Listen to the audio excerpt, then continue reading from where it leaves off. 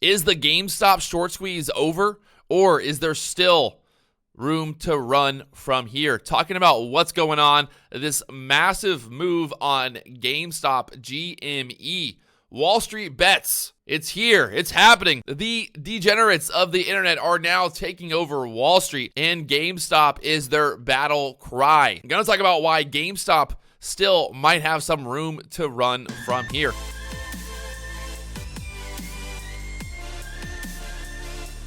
What's going on, guys? I know it's been a while. Been busy, been doing lots and lots of stuff over here. But GameStop, it's going to the moon. And what's the most amazing thing about this whole move is, I remember back, I think it was back in 2020, just a year ago now, where Michael Burry, the main big investor or the main short seller in the movie Big Short, The Big Short, came out saying that he was buying a position in GameStop. And, well, it really didn't do much after that. Had a couple little moves, little bounces. You can see here on the chart. This is the daily chart, back there, March 2020, at the $2 area, kind of just bouncing around for quite some time. And then you can see the recent run back in December going from $12 up there to $22, pulling back down there to the $16 area. And then last week, it went to the moon. And we're going to talk about really kind of why this is happening and what is going on, especially on Friday. Why did GameStop go from $40 to $75? Look at that move from $40 up there to a high of $75. Now, let's look at the 15-minute chart here. If you're wondering what charting platform or software that I'm using behind me, it's the Interactive Brokers Traders Workstation, and there's a link down below. You can learn more about Interactive Brokers and all of the information and stuff that's going on there with that broker and all that fun stuff. So there's a link down below. Check it out if you want to learn more. But let's talk about GameStop and what is going on. Now, obviously, GameStop is a very interesting stock here because, the price of the stock went from $40 there on Friday up to a high of $75. And really, a lot of this is being caused by what? Degenerates on the internet. And it's funny because I made a video a couple months ago talking about how Wall Street Bets was having a very influential part in the stock market today in 2020 and now in 2021. And it seems that 2 million degenerates on Reddit are now moving the market in ways that people have never seen before. And people don't really know what to do. The SEC can't stop it.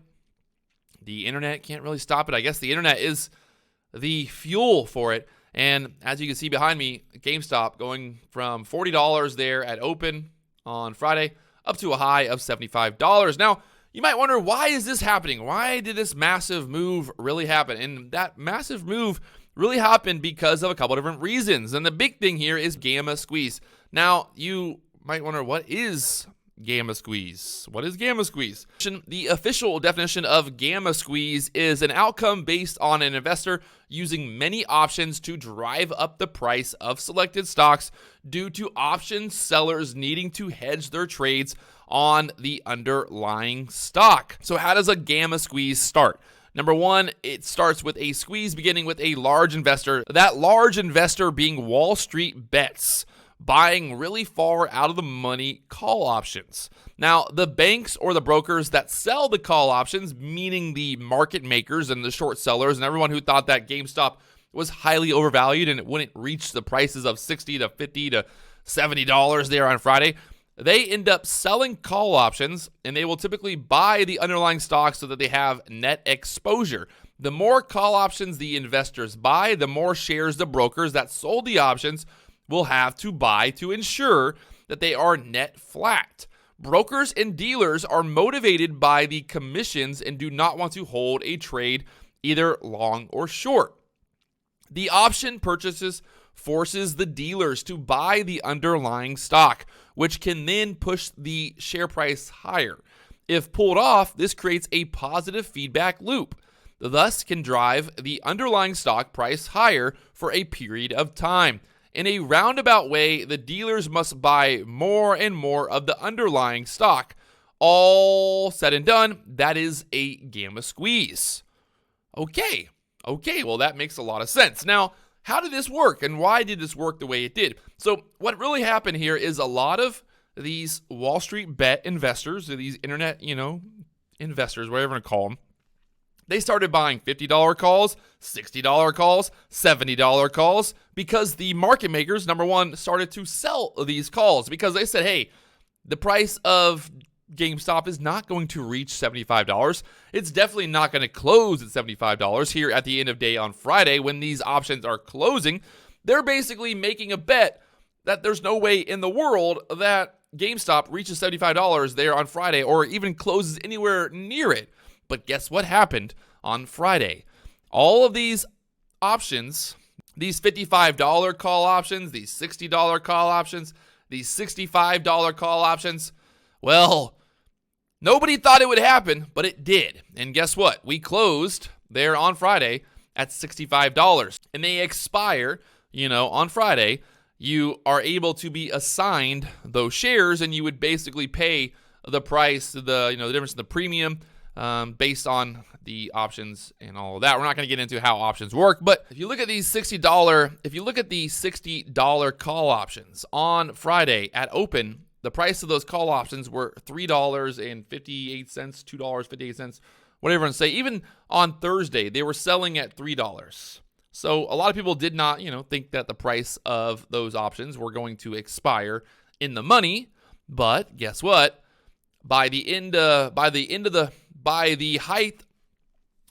top of the spike or whatever you want to call it, those options were worth $25. Now, the reason those options are worth $25 is because they're expiring on Friday. The premium is basically the difference in the share price. So if you're buying, $60 call options and the price of the stock reaches $75, that would give you a premium over the value of those options and vice versa. Like I said, we're not getting into options here, but what I'm talking about is you can see how that action unfolded on Friday. Those $60 call options just went ding, ding, ding, ding, ding, ding, ding.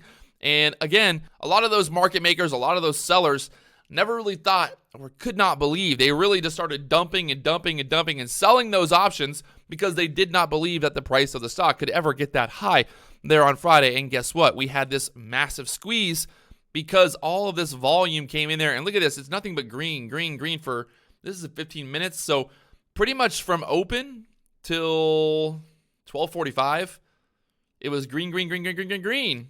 Out of the money call options. They're selling those call options, believing that the price of the stock is going to be way below where they sold those options. So they're earning a massive premium. But what happened is that the 2 million Wall Street bettors ended up playing into that idea and basically squeezing. So now the question is the short squeeze over just yet? And that's where the question now lies. You get that massive squeeze there on Friday.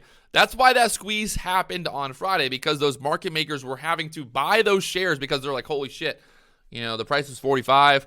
I sold $55 call options. I need to start buying in case the stock price continues to go higher. I don't want to get, just crushed here. So GameStop's float is right around 46 million, 47 million. And you've got to think that the market makers need to deliver 10 to 15 million shares possibly for people who are wanting to, exercise those call options.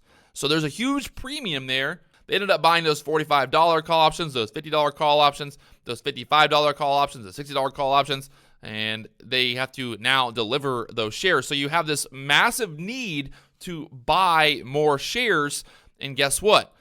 There is a chance here, guys, that this short squeeze is not over just yet. It sounds insane to think about, but there's a probability that's much higher, or I guess we could say there's a probability that this could still go higher from here. And if you look at the overall float, you look at the short percentage and all of that, there's fewer shares than ever before because all these shorts are already borrowing those shares.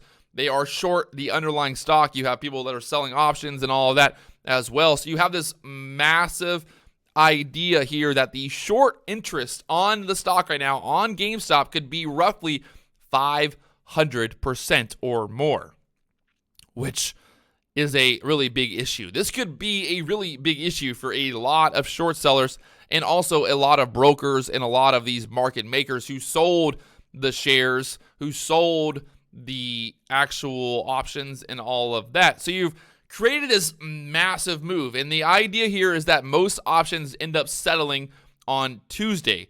So that's 15 million shares that need to be bought by Tuesday to, cover those options that they sold that expired on Friday.